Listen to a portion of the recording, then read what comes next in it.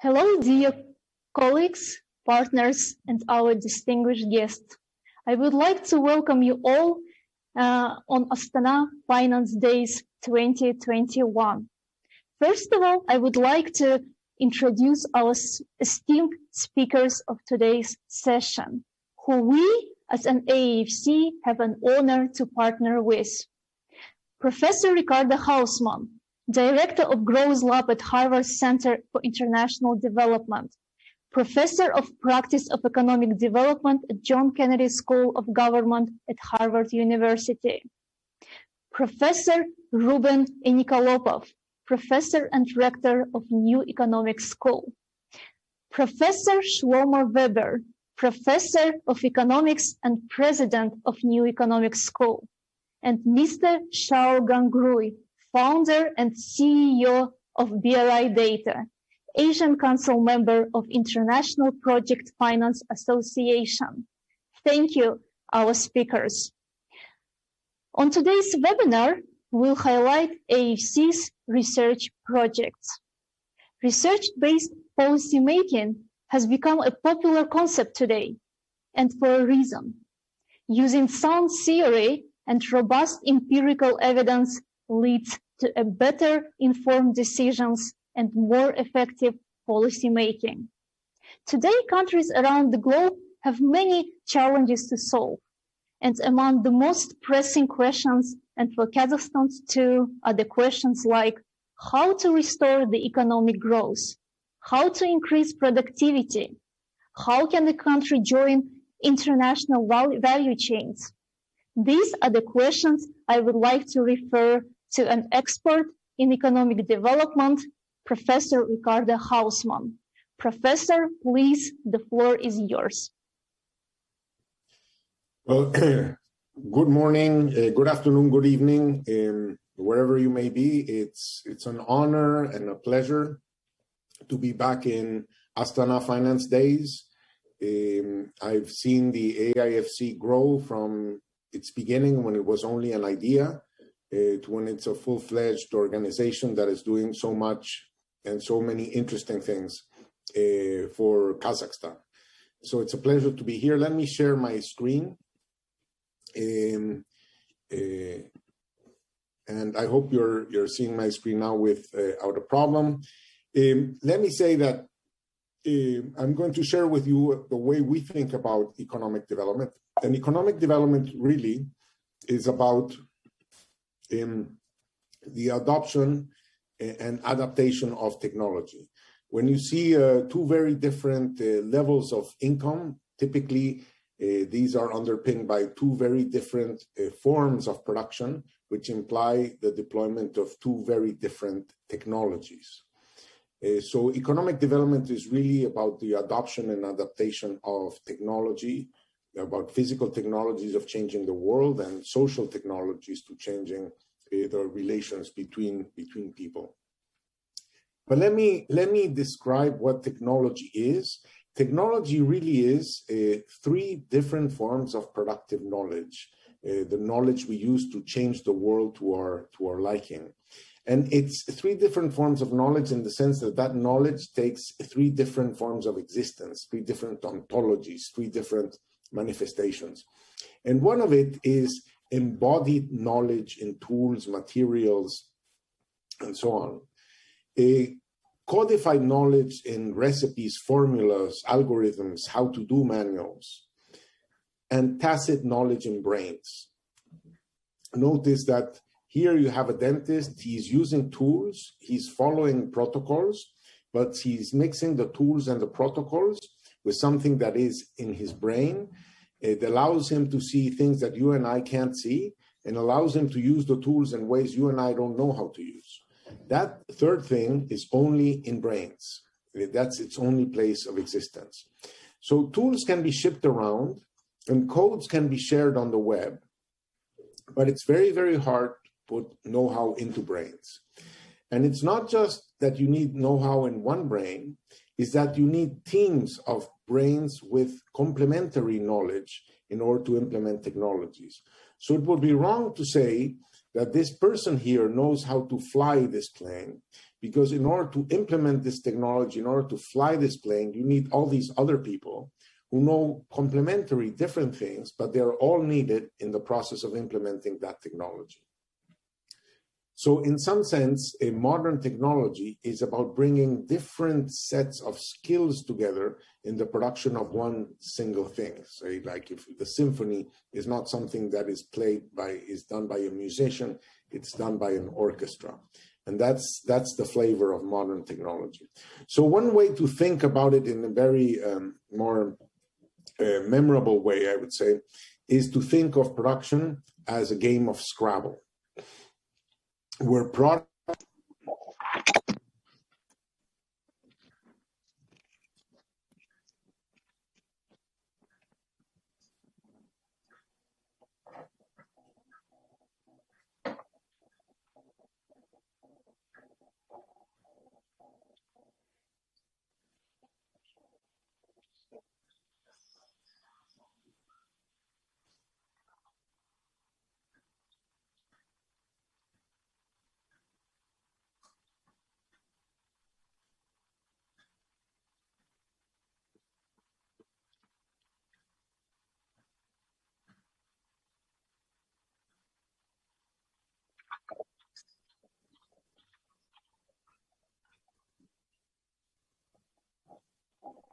We seem to be having some trouble with the speaker's microphone.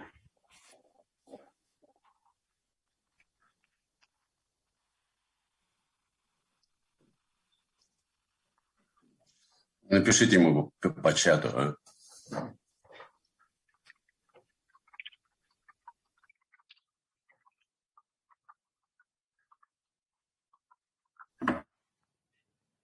We're having a little bit technical problems here, and while we're trying to solve it, I would like to turn to our next distinguished speakers, representatives of New Economic School, Professor Ruben Nikolopov and Professor Shlomo Weber, who we have partnered with to support the development of CREC, China-Russia Eurasian Studies Center. Recently, CREC opened an office at AIFC, which will focus on achieving CREC's ultimate goal of becoming a leading research institution. We believe that CREC will help to bridge the gap between researchers and policymakers, which is another important aspect of AIFC's research initiatives. But I will stop here and let the founders of CREC present these initiatives themselves. So please welcome Professor Ruben Nikolopov. Thank you very much. It's really an honor for me to participate in AFC. Although I need to be sure that it's me rather than Ricardo who's supposed to talk now, since his slides are trying to get back. But let me try to present a little bit more information about the CREC and what it is and how New Economic School is related, because as I was mentioned, like New Economic Schools as an institution itself is already very much happy to be partners with AFC in previous years, but now we hope to have much tighter connections through CREC for this new institute that we have created with our partners. And let me then tell a little bit more about this initiative before turning to Shlomo to take more about particular initiatives that CREC is planning to have with the AIFC. And CREC is a China-Russia Eurasian Studies Center, which is a research center as well as educational center that is organized by three partners: Hong Kong University of Science and Technology, its main campus in Hong Kong and a new campus in Guangzhou, New Economic School, and the Moscow School of Management-SKOLKOVO school. And the diversity of these partners actually reflects the goal of this center, which we view and we plan to make into the but probably, hopefully, the world's leading research institution that is focused on the understanding of the relationship between China, Russia, and all Eurasian region. And what is specific about CRAC is that the plan is to produce interdisciplinary research that looks at the problems of this region from very diverse angles, that will look at the contemporary technological, financial, political, social, economic, and business development in this region, and analyze them jointly. On top of this, we want the goal is to combine a really serious academic research, which is based on high-level theoretical, empirical, and or applied research, with a more policy-oriented education, more policy-oriented projects. And by doing this, we hope to make a decisive contribution to regional, international, public policy debates, which will be based on a very serious academic base. And all of this will be evidence-based policies advice. And all the project, both educational project and policy project, will be grounded in a very high-level academic research that CRAC will be providing. So I think that is the distinctive feature of CRAC as we view it, the academic foundations and multidisciplinary approach, which will set it like differently from other institutions working in this region. So the impact that we expect is definitely not, as I mentioned, not limited to this academic research. We really aim at the policy outcomes to be the main measure of the success of these new institutions.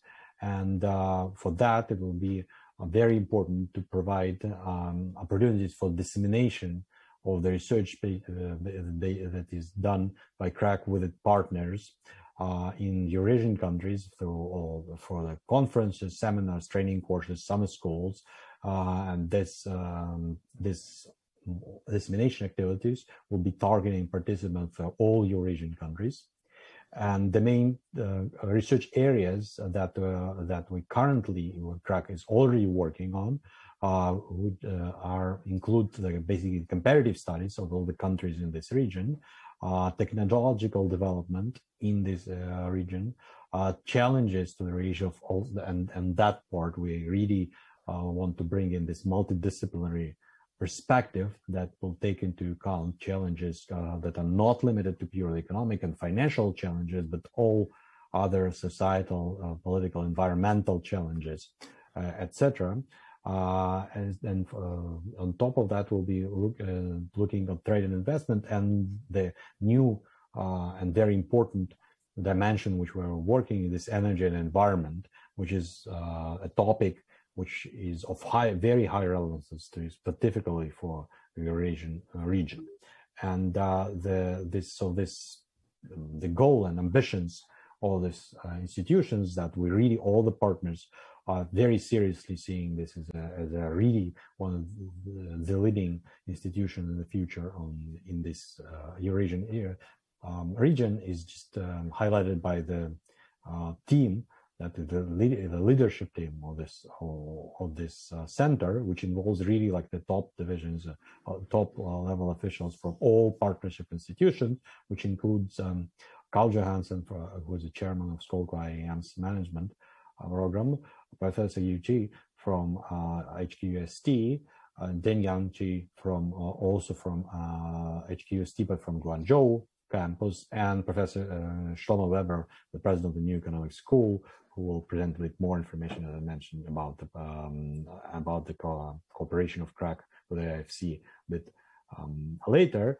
But on top of that, and on top of all the members of representative all the partnership institutions who are members of the board of CRAC, I would really want to highlight the academic advisory committee, which includes really top level, world level academics from all over the world.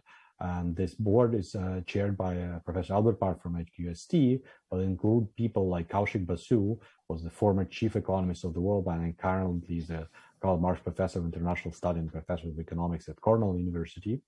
It also includes Eric Berghoff, the chief economist, currently chief economist at the Asian Infrastructure Investment Bank, a major player in the region, who was also the former chief economist of EBRD, and he's also a member of the board of directors of the New Economic School.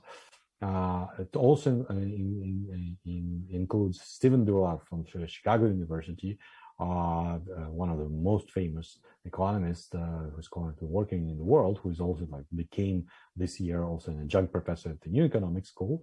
A person who is clearly works as a link between CRAC and the AIFC is Karat Kalendatov, whom doesn't need an introduction here. And Professor Konstantin Krotov from Germany is also on the board. So as you can see, the specific feature of CRAC, on top, we also have a member, Justin Lin from China, who was currently Dean of the Institute of New Structural Economics at Beijing University, but was a senior vice president and chief economist of the World Bank, and Professor Nancy Chan from Northwestern University, and Professor Ekaterina Zhuravskaya from Paris School of Economics. So you can see this is really a powerhouse in terms of academic research. And that is, again, the identity of the CRAC that aims to build the policy research and policy advice and policy education that is very much based on rigorous academic research. And that's the identity of CRAC, and how CRAC will be, how we envision its cooperation with the AIFC. I think that Shlomo Weber, as one of the leaders of the CRAC management, will tell more in his presentation. Thank you. Thank you, Professor Nikolopov, for providing an overview of CRAC, the goals it has set, introducing the management and the center structure. Now, if I may, I would like to ask Professor Shlomo to share his presentation and talk about the specific plans that CRAC has in Kazakhstan and our region. Please, Professor Weber. Thank you, Tolkien, and thank you, Ruben. Ruben actually told everything about CRAC, and I'm grateful that I don't have to go through these details. But it's important to understand the support of the management of all these institutions involved, Ruben included, and of course Dr. Klimbetov was very instrumental in creating the link between AFC and CRAC. And the management of HKUST, Hong Kong University of Science and Technology, in particular, its president, Wei Shi, and chair of directors of board of directors of Moscow School of Management, Mr. Alexander Voloshin. So without that, of course, we couldn't move forward. So I will talk about more specific projects in a second, in just a few minutes. And since Ruben already gave the general picture of what has happened, but I would like to stress two moments here. First of all, you already mentioned it, but let me reinforce it. The research is sort of the main bulk of CRAC research is interdisciplinary research. And it's very important to stress this point. We are not going to do only financial, only economic, only sociological research, but we really would like to unify the discipline. And actually, the new university of which HKUST is creating in Guangzhou, Guangdong province of China, the main theme of the university is the interdisciplinary research. So really they attempt to bring scholars from different disciplines to work together. And now in the current environment, you really cannot do by just relying on one discipline. You need knowledge from different fields, and that's where research is going everywhere. And that's what we try to contribute our part in that. So interdisciplinarity is one thing. The second thing is important, that our center is based on three regional pillars. It's Russia, China, Russia, and Eurasia. And of course, there are two big players, Russia and China, in this. But it's not the center, which is important to underscore. It's not a center on Russia and China relationship only. And the reason we are saying that while bilateral links between large countries, small countries are very important, but we live in an environment when the relationship between two countries, they impact everything around them, and it impacts a neighboring region, and not only neighboring region. So the relationship between Russia, China, and Eurasia will be, this triangle will be important, and every element of this triangle is an important part. So we really would like to see how Eurasia is impacted by geopolitical, geoeconomical developments in larger countries. Now, in terms of specific research, let me open it. I hope. Okay. So do you see it here? Okay. No?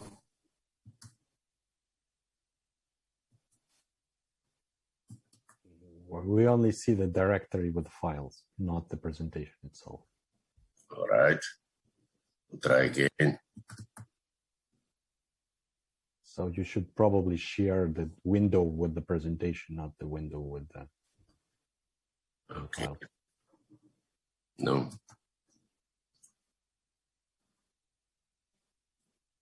The slides if you want. Okay. We can share the slides if you want to. Yeah, you can share slides if you have them. That's good. Yeah, something is here.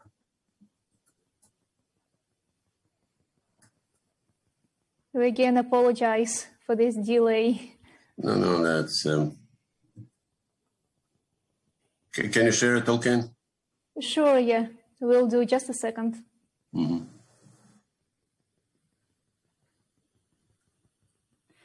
Having a technical issue these days is a common thing, right? So hopefully our audience will forgive us.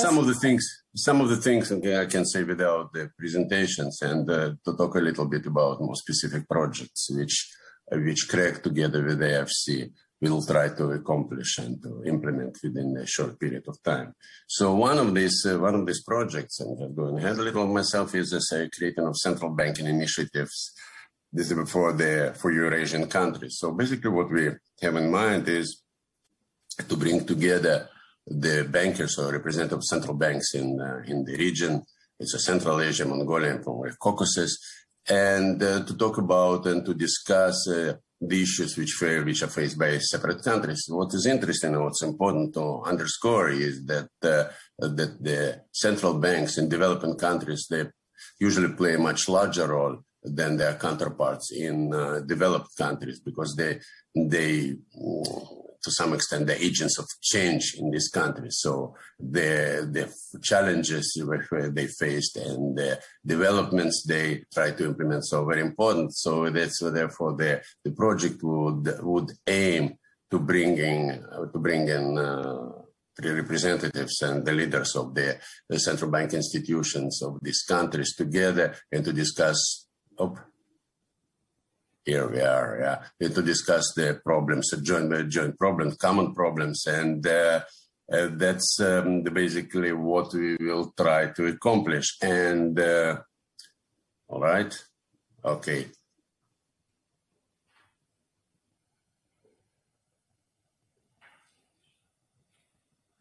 Okay, this is the banking initiatives. This is the first line. So this I will talk. Maybe I say a couple of things more. In the second initiative, we will try to implement its research mentoring program in economics, and the two initiatives will be linked to each other. But let's first talk about this first one, the Eurasian Banking and Finance Technical Cooperation, and this is will be done in the framework of cooperation with AIFC, HKUST. The New Economic School in Skolkovo will cooperate in this initiative. So it will be based and implemented through our new office in Nur-Sultan. And basically that's what we'll try to create a multi-sided platform, as I mentioned, on knowledge, expertise, and capacity building across the region.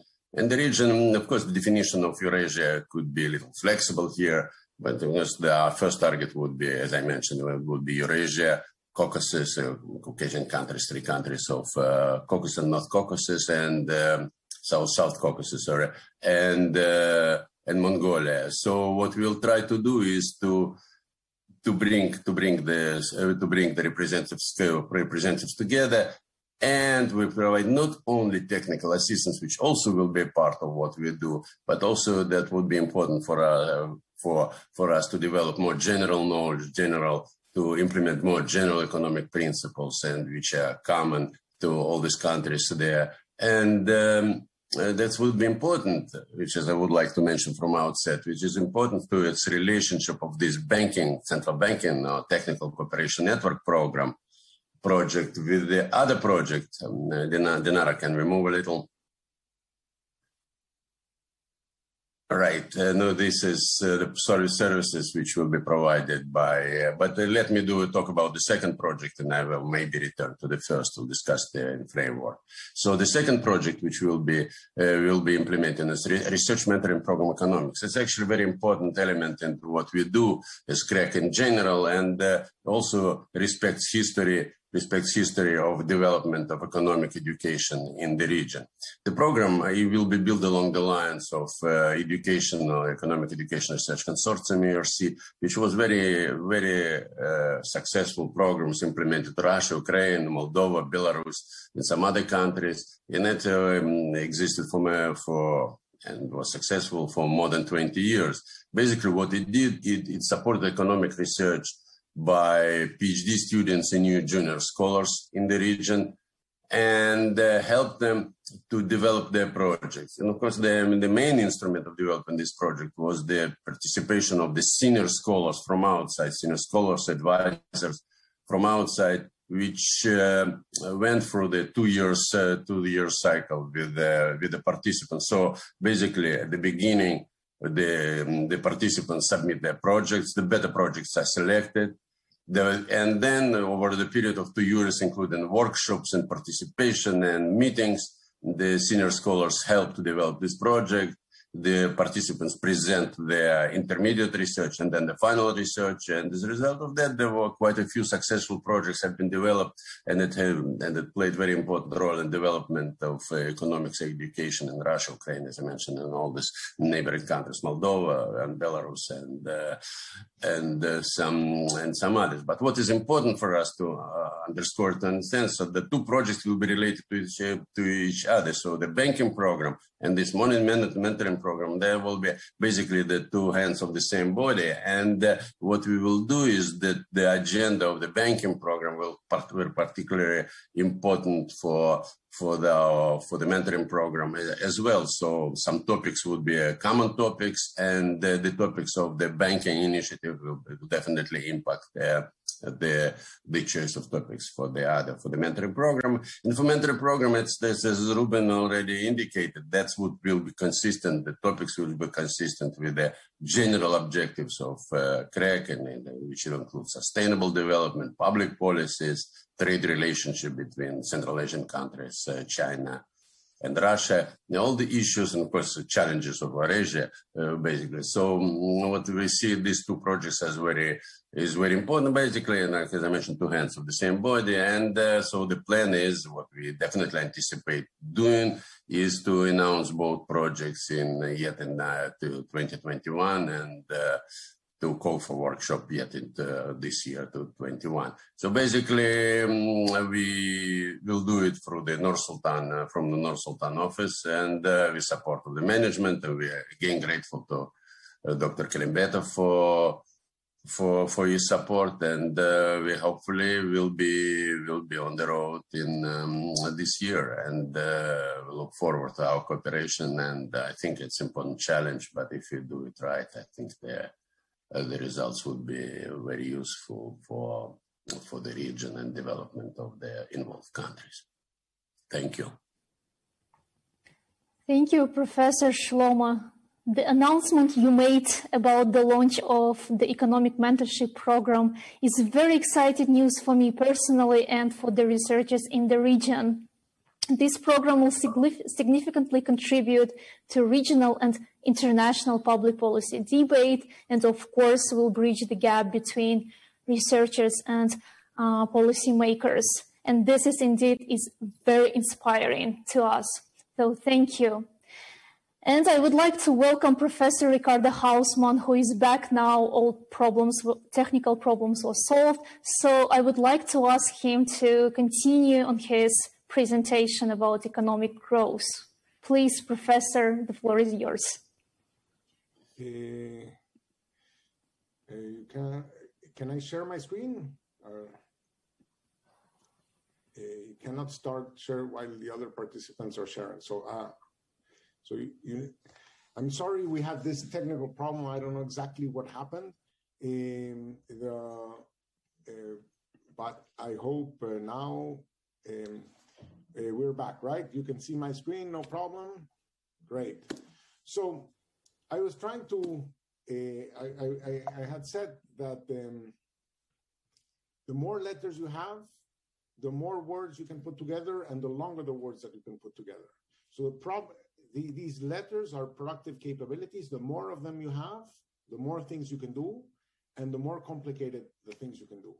That's the idea I wanted to share with you. And as a consequence, it leads to thinking of development in a different way. I presented this picture before. I would say, in this picture, I say the difference in development is in technology and production, and the difference in technology is differences in knowledge.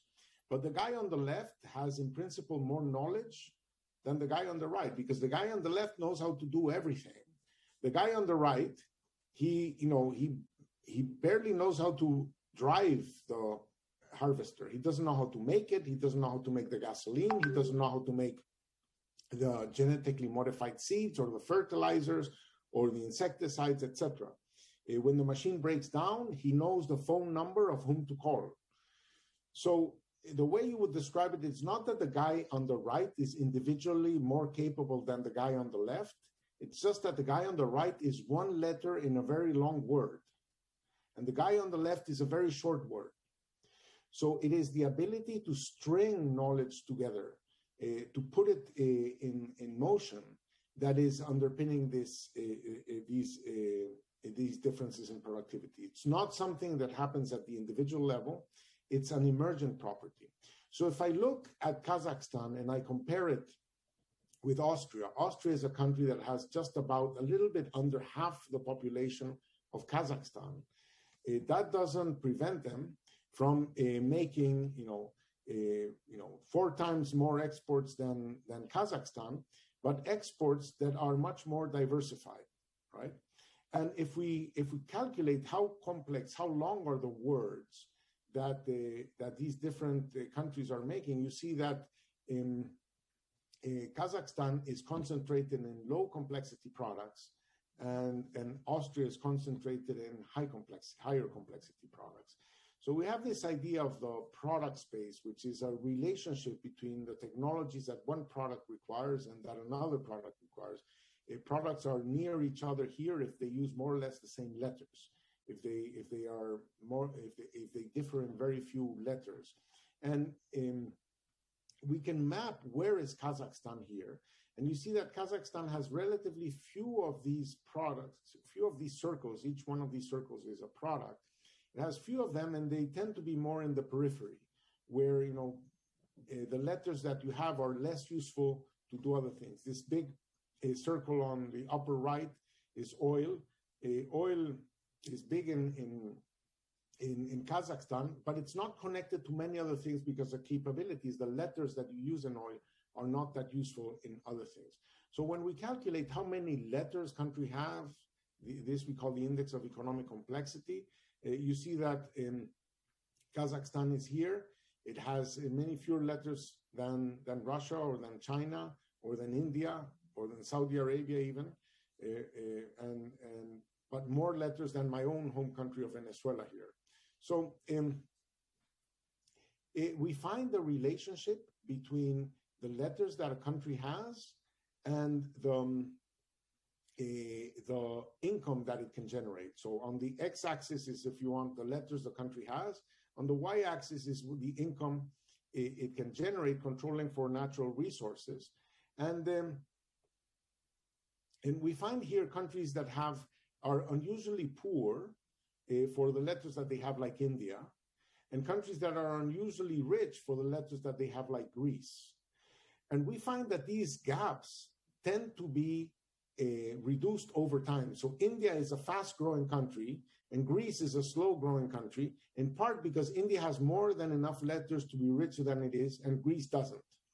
In this sense, Kazakhstan doesn't have excess letters for its income, and we conclude from there that it will probably need more letters to be richer. And the question is, how do we get those letters? In fact, when we analyze Kazakhstan in this 2x2 matrix, here on the x-axis is, do you have more than enough letters to be richer than you are or not? And on the y-axis is it easy for you to get more letters by just moving to nearby products that are not too many letters away? And in that sense, Kazakhstan is poorly positioned. So this means that Kazakhstan's development strategy will have to deploy some strategic bets to move forward. And we have, some ways of thinking which are the better strategic bets given where the country is now. It's important also that the development be regionally balanced. And we've noticed very, very large differences in incomes per capita across the different oblasts of Kazakhstan. You have very deep colors here in the city of Almaty, and very deep colors here in the city of Nur-Sultan. You have a high-income oblast like Pavlodar and Atiran, but surrounded by places that have an income per capita which is around a fourth of the higher income regions. So as we think of these letters are not just in Kazakhstan, they are in particular places in Kazakhstan. And we have to think of the development strategy for each one of these places, given the things that the city has. So as we think of the development of Kazakhstan, we have to think of what are products that are near the things Kazakhstan is already doing, which are the missing letters that, if they were there, would facilitate the creation of these products, the putting together of these words. Where in the country are these capabilities, and how can this be connected to some of the emerging themes that the world post-COVID is going to have? And I'm going to mention two. One is green growth, that the world is going to try to decarbonize, and oil is a very important part of current Kazakh exports.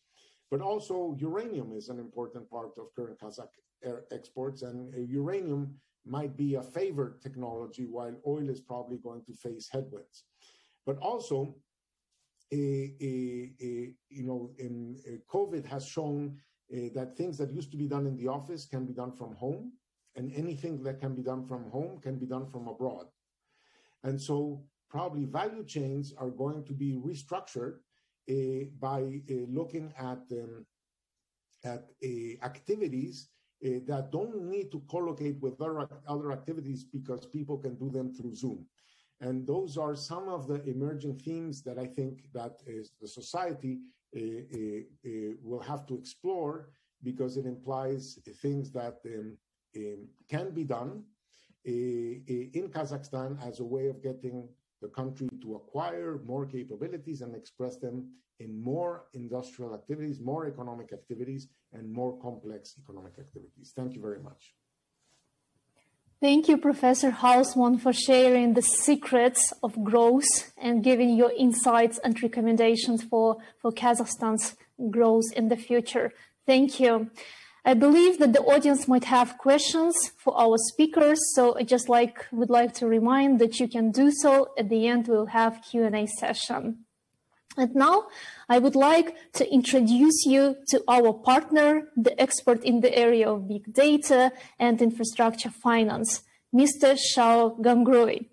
Mr. Shao will present an online platform, matching solution for investors and project owners.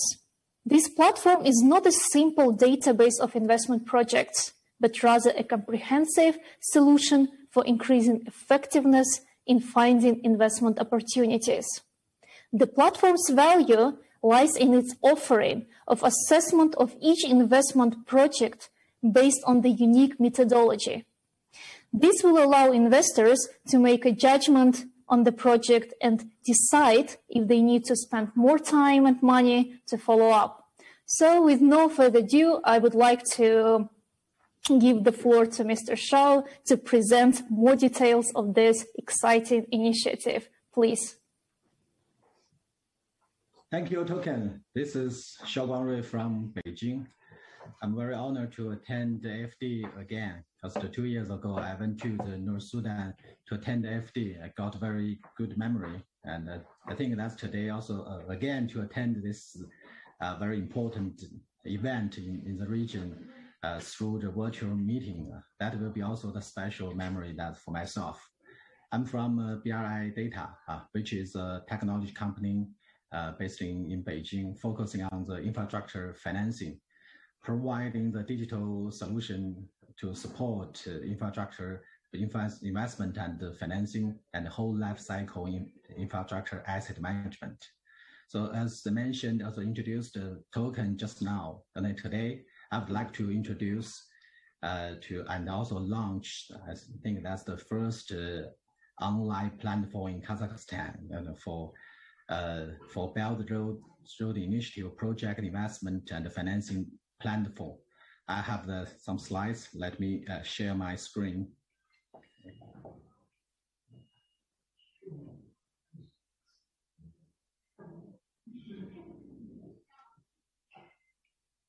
Okay, here you are. Okay, we have the name for this platform we call the BRI Invest. So you can find this this online platform through the www.brinvest.com. Okay. Well, why we design and develop this platform? Because for the BRI projects, we attract a lot of the Chinese investors, but normally project information asymmetry between the potential investors and the project initiative owners, ranging from the investing financing requirements and also the information asymmetric and also investment risk and value assessment. So normally for quite a lot of Chinese investors, they find the project opportunities overseas in quite a random way. So really expect a solution, really expect a comprehensive, systematic, and trustable solution to find, project the opportunities in Kazakhstan, in situation country, and in the BRI countries. And another thing that we found that high cost and the difficulty of the field due diligence and the risk assessment, particularly under the travel limitation because of the COVID-19, like now the AFD, this event also can just hosted in online. So they also, so for the Chinese investor, they also want to find this online solution to find and identify as the potential project investment opportunities. And the third thing that since lack of the market-oriented investment and financing service for the BRI, so in particular regarding Rmb Financing Solutions. So to address such issue, we work together with the AIFC to design and develop this quite innovative online solution for the Belt Road Initiative project investment and financing. So we have so this platform have some features like processing matching, comprehensive and in-depth analysis, cost-free, and you can find the opportunities anytime, anywhere. So I would like to introduce some specific measures of this BRI Invest, because which is different from the traditional project pipeline database. So I think the first highlight I would like to introduce is processing matching. So each project will be automatically scored by the simplified, quantified, but comprehensive the 10-dimensional analysis framework, which is a scoring system developed by the BRI data team. Because our team has quite a lot of experience to help Chinese investors for the infrastructure projects in domestic China and also the overseas. So this assessment model can help investors to preliminarily understand the value and the risk of these projects. So these 10 key indicators in the scoring term are all key considerations when investors want to invest in the BRI project based on our team's experience. So according to the investment profile of the investors and the project score, the Pre-Invest platform will automatically select the proper projects, which will be automatically sent to the investors. So we will have this digital solutions to help investors to find the proper opportunities among the tremendous the potential projects. Okay.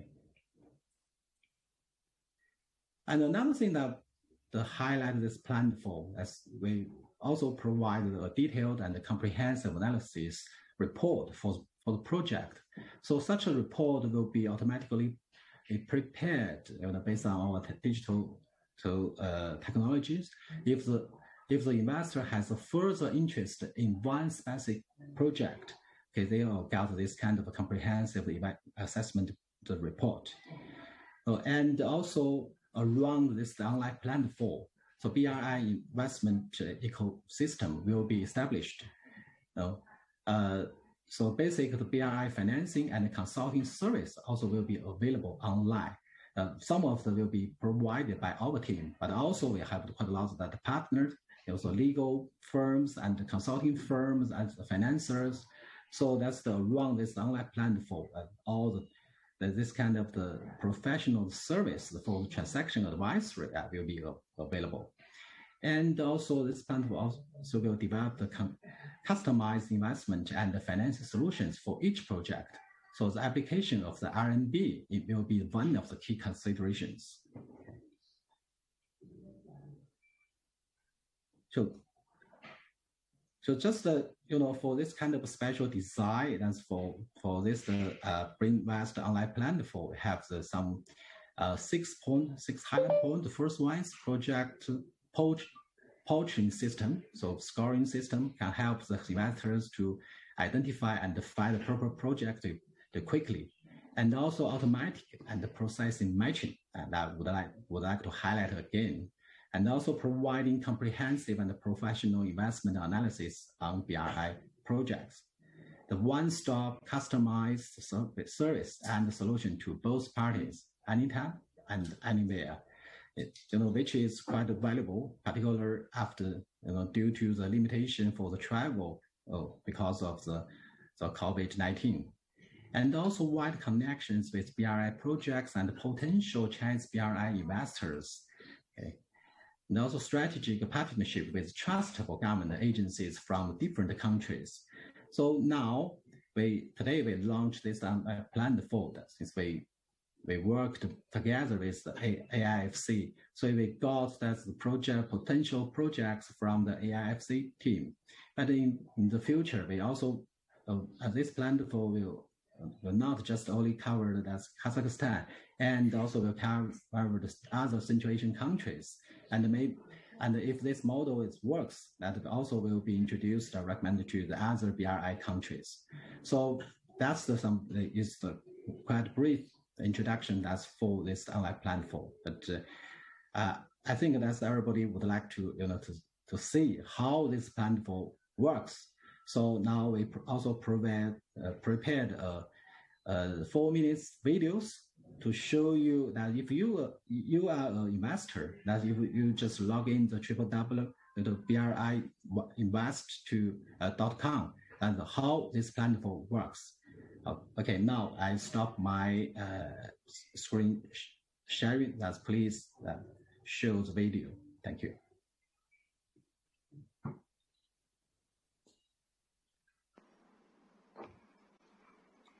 Pre-Invest is a perfect combination of proficiency, precision, and cost-free for project hunting. It can greatly improve investing and financing effectiveness for Belt and Road projects. Next, let's see how it works. As an investor, When you log into www.braininvest.com, you will see this homepage, having an overview of BrainInvest project library. You can click on All Projects at the top right of this page, or click Find Projects to check it out. On this page, the investor can see each project with a corresponding rating score, which is calculated from our assessment model. You can view the project one by one, but when you want to review hundreds of projects in a more efficient way, you can click on Precise Matching here to filter the projects. This is not a simple connecting between location and the projects, but a precise matching based on the investor's preference, such as project value, investment safety, and so forth. In this way, the investor needs to fill in their preference. If you want projects that value high, you can choose higher score and dimension of investment value, like 7 points. If you are a risk-averse investor, then you could choose higher score and a dimension of investment safety, like 5 points. According to the investor's preference, BrainInvest system will match 10 projects for you, which are represented by 10 colorful round shapes and metric diagram. Other projects which are filtered will be shown in gray round shapes. For the metric diagram, horizontal axis means investing safety, while the vertical axis represents project value. The graphic area represents the investment scale of the project. If you are not satisfied with the matching result, you can try to drag the dotted line in metric diagram to adjust your preference, like this. Then you can get more precise recommendation.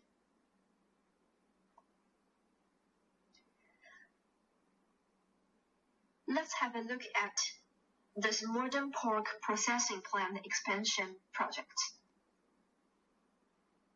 On this page, you have a more comprehensive understanding of the project with detailed rating score like project investment risk, convenience of investment, and financing.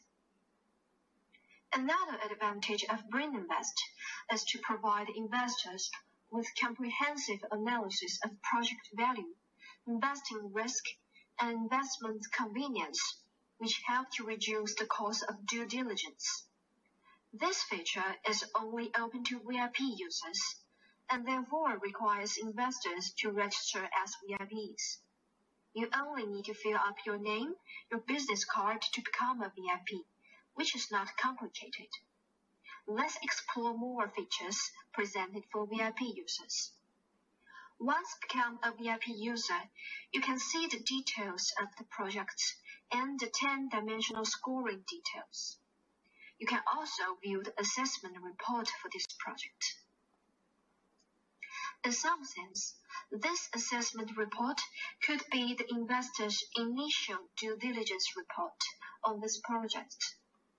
If investors are interested in further approaching the project, they can connect BrainInvest. The BrainInvest company and its cooperative partners will provide offline services. Above is a brief introduction of the main features of BrainInvest platform. Thank you for listening.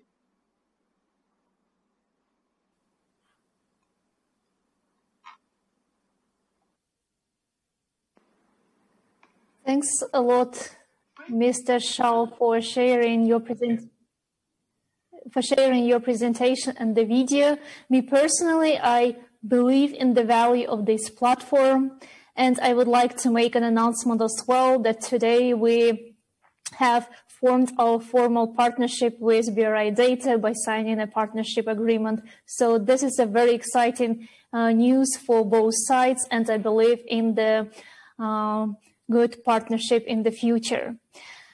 I would like to thank all of our speakers today for their insights, for sharing inspiring plans and exciting products on today's webinar. But before we finish, I would like to quickly ask and go through the questions that our audience had to you. So if I ask the first question to Ricardo Hausmann. Ricardo Hausmann, there is a question from the audience. You have mentioned that know-how is the most difficult part to move around as it is part of the brain. What has been some of the proven ways to increase the level of know-how among the population to support the levels of productivity that countries aim to achieve? Well, that's a very important question and a very good question. It's a critical question. It's easy to become a violinist if there are other violinists around that can help train you.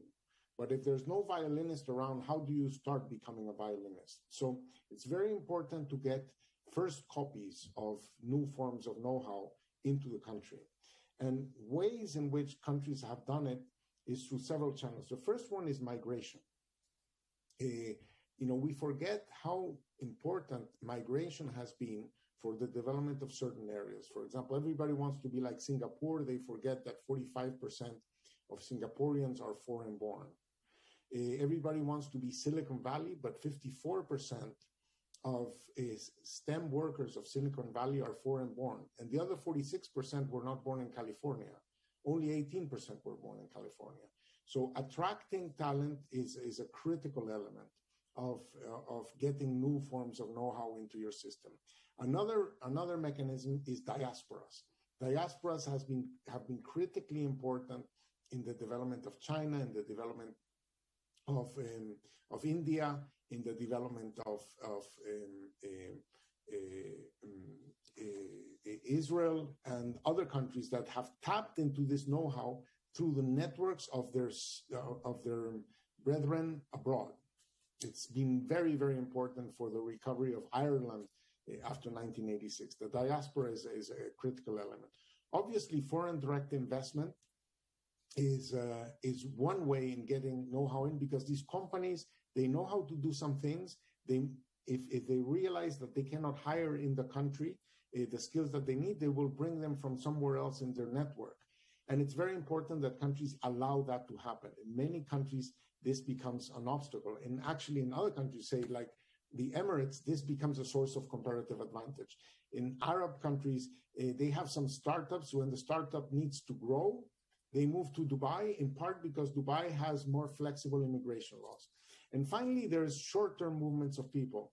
I published a paper last year with some colleagues showing that business travel is an important way in which productivity, employment, and exports grow. That is mobilizing and tapping knowledge is critical. And I've always been very impressed by this outward-looking approach that the AIFC has had of tapping into British common law, tapping into the knowledge of how to do an offshore financial center from Dubai, and looking around at the people in this panel, tapping into that knowledge that may not be in the country, bringing it in, contaminating Kazakhs in the process with these ideas, and then taking them to new places.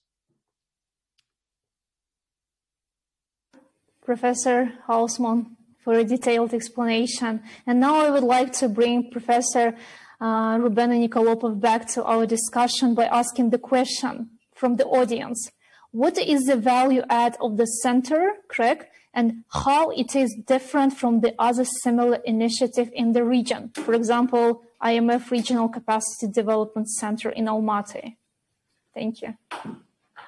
Thanks a lot. This is a great question. I think it's actually addresses this core identity of the CREC, that how we try to differentiate ourselves as in two dimensions. First, as a multidisciplinary center that looks not only from the perspective of pure economics, pure finance, but looks at the problems of this region from more broader perspectives, including other social, political, and technological challenges that face this region, which are very relevant, and in that sense, more like niche other initiatives like IMF is also much more focused in terms of what capacity building they are doing. We think that the crack has first a much broader scope in terms of looking at different problems from different angles. That's the first element of our identity. And second is obviously that it's very much grounded on academic research. So even if we're talking, like as I mentioned, this mentorship problem also part of our initiatives, especially specifically with AIFC, but it's more generally, and Shlomo already mentioned other initiatives. They if you look at them, we really see the crack as a networking, as a capacity building, as a research center, but all of it is I think the central pillar of it is this academic research, and that is a slightly different DNA from maybe other also great research centers that work in the region, but this is kind of what slightly differentiate and I think what gives crack its unique position in this region. So that would be my answer to this position of crack. Thank you, Professor Nikolopov. There is another question about crack, but I would like to ask Professor Shlomo about this. There is a question from the audience. Who is the ideal candidate for the economic mentorship program that you mentioned in your presentation? Thank you, Tolkien. It's a good question, obviously, a very natural question to ask.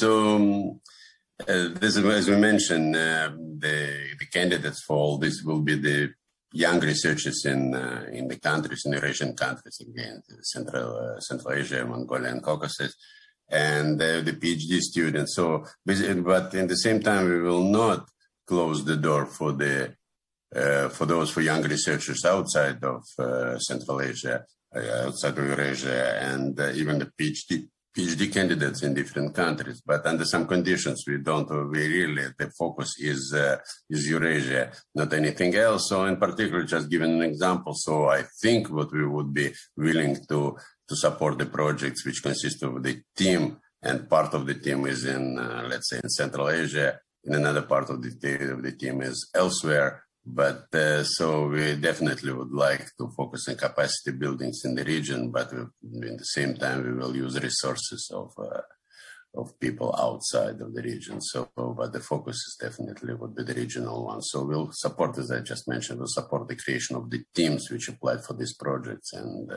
from abroad, from inside as well. Thank you, Professor Shlomo. Having this question means that the audience is already very excited about this upcoming initiative.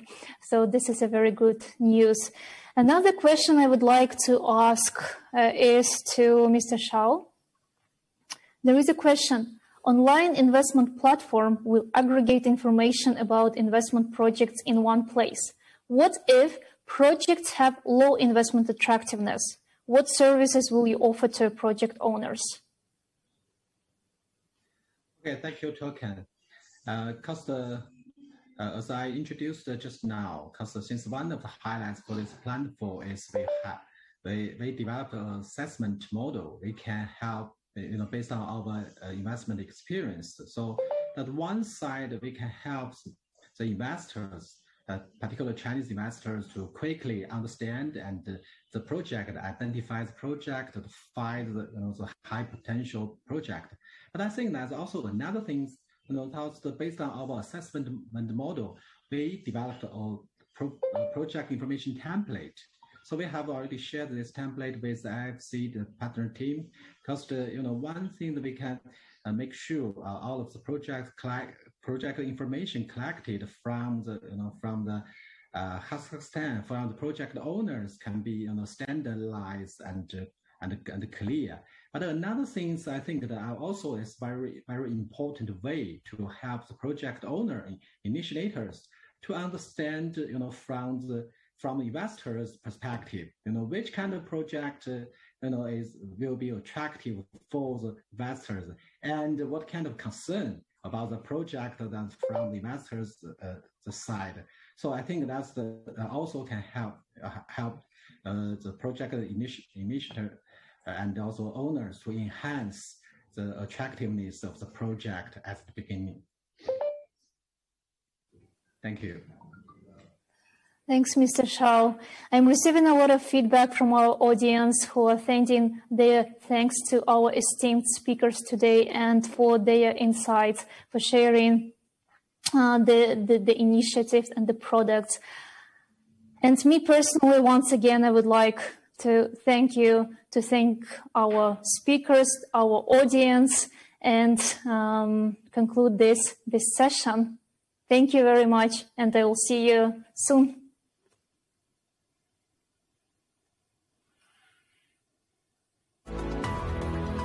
Thank you.